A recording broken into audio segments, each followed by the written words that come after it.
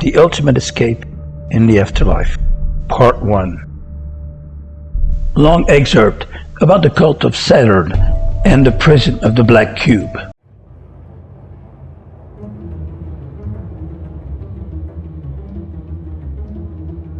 The cult of Saturn and the prison of the Black Cube, a lever of control through judgment, guilt, and false karmic debt.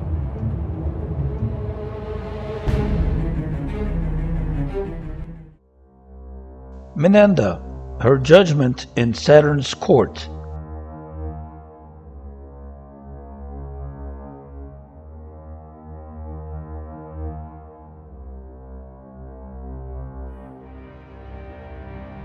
Bonjour Marc, comme promis, je vais te raconter mon expérience au tribunal de Saturne. Donc c'est une vision que j'ai eue dans les années 80. Je me suis retrouvée dans une pièce très sombre. Et à ma droite, il y avait une table rectangulaire qui ressemblait à du marbre et derrière, il y avait assis 7 hommes qui ressemblaient à des humains. Et ce qui m'a vraiment interpellée, étonnée, c'est qu'ils avaient une sorte de kippa tous sur la tête, comme les juifs. Et je me suis dit, tiens, c'est eux qui ont dû amener ça sur la terre, quoi, aux juifs. Et quand j'ai regardé sous la table, j'ai vu qu'un des hommes portait des sortes de babouches, ses chaussures avec la pointe retournée en haut. Donc ça aussi, ça m'a beaucoup étonnée. Donc je me suis dit, bah tiens, ils ont amené tout ça sur Terre. Et on parlait par télépathie, et ils me mettaient la pression pour que je retourne m'incarner sur Terre, et moi je voulais pas du tout. Je pleurais toutes les larmes de mon corps, j'essayais de trouver des arguments, je ne voulais pas aller sur la terre parce que je savais ce qui m'attendait, et, parce que je pense que c'était pas du tout ma première incarnation, et je résistais, quoi, je voulais absolument pas y aller. Donc ils m'ont mis la pression, vraiment une pression psychologique, on parlait par télépathie. Et en fait, même s'ils ne me l'ont pas dit clairement, je pense que ça venait parce que j'avais eu une vision il y a quelques années où je m'étais suicidée, et donc j'avais fait souffrir ma mère et ma petite sœur, et en fait ça impliquait que je devais me réincarner parce que je m'étais suicidée et que j'avais fait souffrir ma mère et ma petite sœur. Même s'ils me l'ont pas dit clairement, ça impliquait cela. Et donc, moi je disais non, je ne veux pas y aller, je pleurais, j'essayais de trouver toutes sortes d'arguments pour pas y aller. Et en fait, c'est moi qui a pris la décision finale. Alors, je ne sais pas si je l'ai dit, oui, ils avaient des tuniques très sombres, tout était sombre dans cette pièce. Donc, ils avaient des longues tuniques sombres avec leurs petites kippas et leurs babouches. Et donc c'est moi qui a pris la décision finale de me réincarner parce qu'ils m'ont mis la pression psychologique. Et je pense que voilà, ces entités qu'on appelle les seigneurs du karma ou les archontes, ce sont tout simplement des parasites cosmiques, des démons qui se nourrissent de la souffrance des humains. Je pense que cette planète est une prison, une ferme énergétique, où ces entités se nourrissent d'énergie négative, parce que quand tu souffres, eh bien, tu émets une énergie très basse, une vibration très basse, une fréquence très basse, et ils se nourrissent de ça. Et donc, ils sont toujours là à provoquer de la zizanie, du chaos, des conflits, des événements tragiques, dramatiques, des guerres, des tremblements de terre, des inondations, tout ce que tu veux pour faire souffrir leur bétail humain et pour générer cette énergie négative dont ils vont se nourrir. Et moi, je n'aime pas du tout ces gens qui font l'apologie de la souffrance et qui disent que la Terre est une école où on vient pour souffrir parce qu'à travers la souffrance, tu apprends. Et puis ils disent aussi ce qui ne te tue pas te rend plus fort. Non. Moi je sais que la souffrance abîme beaucoup, physiquement et moralement. Ça te déclenche des maladies très graves comme le cancer ou d'autres maladies. C'est très connu. ça peut te rendre aigri, violent, méchant. Je vois rien de positif dans la souffrance. Pour moi, c'est vraiment du louche. C'est cette énergie que ces démons récoltent en faisant souffrir l'humanité. Et le pire, c'est qu'ils font croire aux humains que c'est normal, que la souffrance fait partie de la vie humaine et que ça peut pas toujours être beau. Et puis si c'était tout le temps beau et bien ça serait triste. Qu'est-ce qu'on s'ennuierait s'il n'y avait pas les guerres, la violence, les meurtres. Donc ils font croire à l'humanité que c'est quelque chose qui fait partie de la vie, que c'est quelque chose de très normal de souffrir. Et je pense justement que ces entités, elles nous effacent la mémoire avant de nous obliger à nous réincarner. En fait, je pense que Saturne, c'est le sas de la réincarnation. Alors, je ne sais pas si ce n'est que les gens qui se sont suicidés qui vont au tribunal de Saturne, ce qui, moi, a été mon cas, apparemment, d'après ce qu'ils m'ont expliqué, ou si c'est toutes les âmes qui passent par le tribunal de Saturne avant leur réincarnation.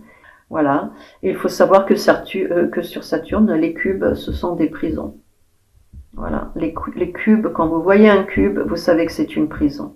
Following Minanda's experience in Saturn's court, comforted by the lords of karma, let's talk about the cult of Saturn. Saturn is represented in Greek mythology by the god Kronos, the god of time. It can also be found in the tarot with the Hermit card. Saturn symbolizes a psychic process through which the experience of eternity unfolds. The experience of restriction and discipline becomes a means of fulfillment and awakening of consciousness. Saturn is linked to the educational value of suffering. In traditional astrology, Saturn is considered an evil planet. Its qualities are sadly portrayed: self-discipline, economy, prudence. It operates through fear, is totally lacking humor. It's seen as the purveyor of limitations, frustrations, hard work, and self-depreciation. And its bright side is associated with the wisdom and self-discipline of the being who works tirelessly and never laughs at life. The cult of Saturn itself. They've been worshipping Saturn for thousands of years. The cult has never ceased, and its rituals are still present today. Since ancient times, the wise, the elders, have watched the stars, admiring their celestial glow and attributing divine powers to them, depending on their effects on humans. Humans worship the one who will make him live. They quickly understood that the sun, the moon, and earth are the regents of our survival, hence the multitude of deities. This ancient cult has continued to this day. We've been copying and pasting for a long time. Babylon, Sumer, Greece, Rome, Semitic civilizations called the god Saturn El.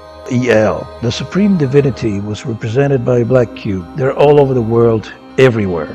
The Hebrews presented Saturn with the six-pointed star, which later became the Star of David. The symbol is found on the Israeli flag. Many esoteric researchers claim that the name Israel is a combination of the names of the ancient pagan deities Isis, Ra, and El. For the Greeks and Romans, Saturn always had a negative, evil meaning associated with limitations, restrictions, death, and decay. Saturn is the sixth planet in the solar system. Saturn is Saturday, the sixth day of the week. Saturn's North Pole forms a six-sided hexagon. A flat hexagon can be a cube with perspective. An entire worldwide cult is devoted to Saturn and used in occult circles. The cult of Saturn, aka Kronos, aka Moloch. The three monotheistic religions are governed by and devoted to the cult of Saturn.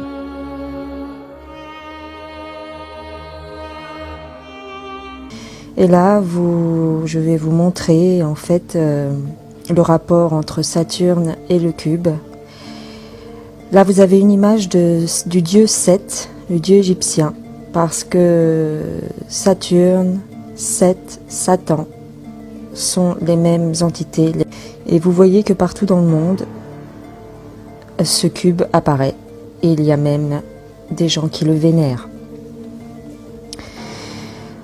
Seth était un dieu très important en Égypte car il représentait la mort. Et il était représenté sur les hiéroglyphes souvent par l'image du cube. Pourquoi ? Parce que Seth et Saturne sont les mêmes entités et sont représentés par un cube. Je vous montre également à quel point le cube est important dans le monde et dans nos vies, puisqu'on nous l'impose partout, dans les films, dans les publicités, dans les émissions télé, et même dans nos marques préférées. Nous sommes dans la simulation du cube noir. Le pôle nord de Saturne représente un cube à 6 côtés, exactement comme tout ce qui existe dans cette création. La croix de Jésus est un cube déplié. Les diplômés de l'université portent un cube noir sur leur tête. L'étoile de David vient du cube. 6 points, 6 triangles, 6 côtés, ce qui représente 6, 6, 6. À la Mecque, on trouve le cube noir. Le judaïsme a pour symbole l'étoile de Saturne, 6, 6, 6. Ils s'adornent d'un cube noir et honorent leur dieu le jour de Saturne, Saturday.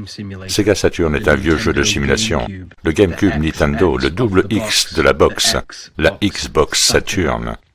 Saturne est le seigneur des anneaux. Il est la couche ultime du système de l'âme, et non du système solaire. C'est pourquoi la Bible dit « Satan est le dieu de ce monde ». Satan est Saturne.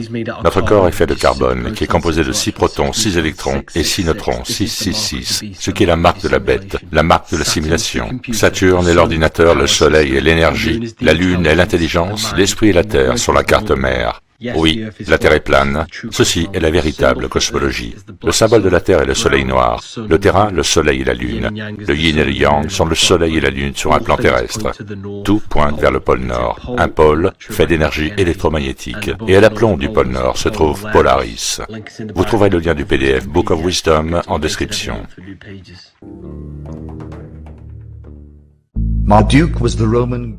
Marduk était le dieu romain Chronos, dont le nom signifie « le cornu ». Les artistes ont souvent représenté Nimrod, portant une couronne de cornes de taureau. Chronos était également le dieu romain Saturne, qui dévorait ses propres fils dès leur naissance, selon ce que Eusébius a rapporté. Les Phéniciens sacrifiaient chaque année leurs enfants bien-aimés et uniques à Chronos ou à Saturne, et les Rhodésiens font souvent de même.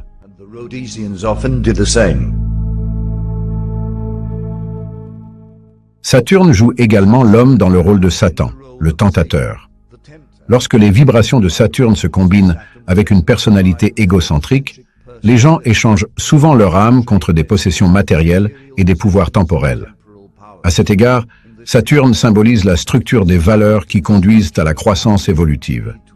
Ainsi, Saturne est le pont entre les forces de la conscience universelle. Parfois, Saturne est appelé Rex Mundi, le roi ou le prince du monde. Jésus est également connu sous le nom de prince. Dans d'autres représentations de Saturne, ce dieu est considéré comme le père du temps, et plus tard, comme la faucheuse en raison de son influence et de son contrôle sur le temps. D'où le vieillissement de l'homme et la destruction qu'il a provoquée dans la vie, et la mort de tout organisme vivant. Le temps des pères est représenté avec une longue barbe blanche, tout comme Quetzalcoatl et d'autres divinités telles que Jésus, Zeus, Chronos, etc. Le nom de Saturne donne naissance à Satan et au Père Noël, qui est représenté avec une longue barbe blanche. Si vous inclinez la planète Saturne sur le côté, vous obtenez l'un des plus anciens symboles du Soleil, un cercle avec un point au milieu. Comme Saturne se trouve dans la maison astronomique du Capricorne, elle est également associée à la chèvre. C'est pourquoi Saturne ou Satan est représenté avec des cornes, de même que les dieux taureau et le bouc.